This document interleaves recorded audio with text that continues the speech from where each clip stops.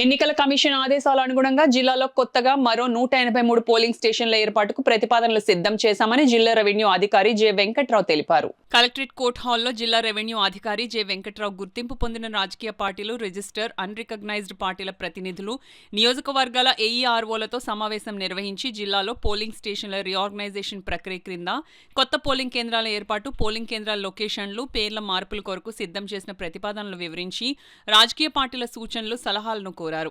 ఈ సందర్భంగా ఆయన మాట్లాడుతూ ఎన్నికల కమిషన్ రాష్ట్ర ముఖ్య ఎన్నికల అధికారి ఆదేశాల మేరకు పోలింగ్ స్టేషన్కు గరిష్టంగా 1150 మంది ఓటర్లు ఉండేటట్లు పునర్వ్యవస్థీకరిస్తూ 183 పోలింగ్ కేంద్రాలను కొత్తగా ఏర్పాటుకు ప్రతిపాదించామని తెలిపారు.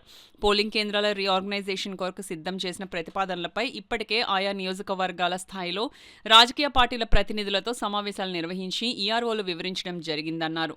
వాటిని పరిశీలించి క్రోడీకరించిన తుది ప్రతిపాదనలు ఎన్నికల కమిషన్ ఆమోదం కొరకు పంపడం జరుగుతుందని డిఆర్ఓ వెంకట్రావు తెలియజేశారు. ఈ సమావేశంలో రాజకీయ పార్టీల ప్రతినిధులుగా N Srinivas, K Krishna, S Apparao, CH Rambabu, K Prasadarao, P Srinivasarao, Gadula Saibaba, R Venkateswararao, S Seetharamakrishna, D Solomon Raju, P Venkateswararao, ఏఈఆర్ఓలు, ఎన్నికల విభాగ సూపరింటెండెంట్ ఎం జగన్నాథం తదితరులు పాల్గొన్నారు.